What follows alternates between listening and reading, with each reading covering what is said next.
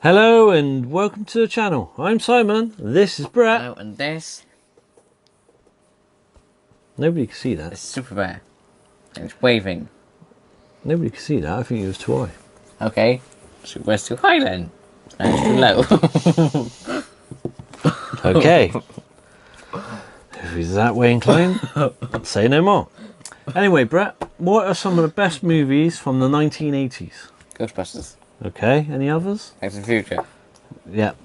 And that's a bit of luck you said that. Because I was right there and I knew we were going to do this video. I have done this 3 times. Yeah. We wouldn't have to do it 3 times if you didn't mess up. It wasn't me messing up. It Happened was. then with you. It was Super Bear comes in, he does this. Anyway. He complains. Anyway, we're going to take a look at something that I've just got for Christmas. And it is a JADA, or however else you might pronounce it. Is there any other way you can pronounce it? Possibly. How's it spelled? J-A-D-A. J-A-D-A. Yeah. JADA. JADA. I don't know. JADA Back. But it's a 1/24 scale Back to the Future 3 DeLorean. Now, the difference between Back to the... Not. What? It's Back to the Future Part 3. Well, yeah, technically, but everybody just calls it Back to the Future 3. But it's Part 3. Okie dokie.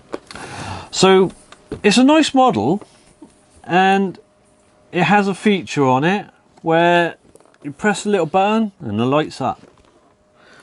So, what differences there are between this one and part 1 and part 2 is, for one, it's the white wall tyres and the red wheels, and then it's the extra bit that's on the bonnet, because they built all that because they'd gone back to the past, and all the circuits and everything had got frazzled, so they had to build it again in this new way to get it to come back to the future. So it's a nice model. It's not actually my favourite version of the DeLorean from Back to the Future. Why? I don't know. I think it's my third favourite. I think because of the way the wheels are and the bit on the front, I actually prefer models of part 1 and part 2. But I do like part 3, it's just that it's my third favourite model. Let me guess. The first one's your favourite, the second one's your second favourite, and this one's your third favourite. Well, there's only a few slight differences between 1 and 2, to be honest. Yeah, one flies. Apart from that.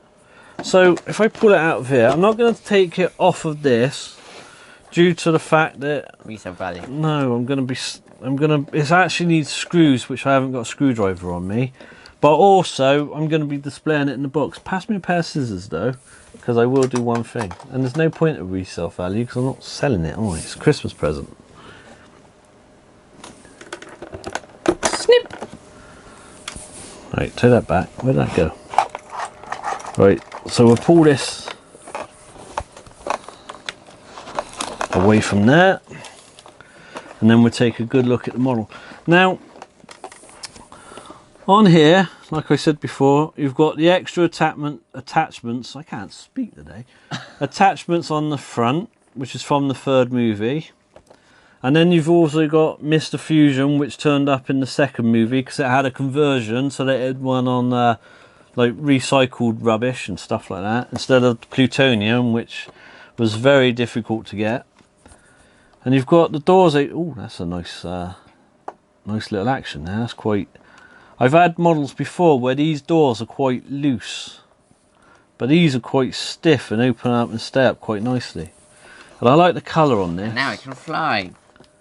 Now, the only thing is, which is a bit disappointing, is if the lovely camera lady can look to the back where the flux capacitor would be, is there's not a great deal of detail on the flux capacitor. It's just grey, which is a bit of a shame. They could have put a little bit of colour on that, because there's colour on the front and the back, but they could have put a little bit of colour on the flux capacitor, which is a bit of a shame in a way.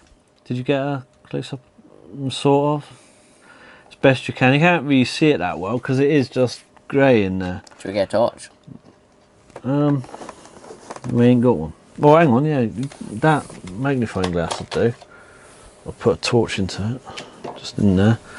How about now? Can you see that it's any better? Not really? Oh well. But Who else going to investigate though? they've also got the displays in here where it would display what year Marty was going to and from. But it's quite nice. There's only a bit of detail behind the on the dashboard here behind the steering wheel, and that's about all the colours in there really. But like I said, it's a nice model. It's only a small one. There's a few details at the back here, and like I said, it lights up.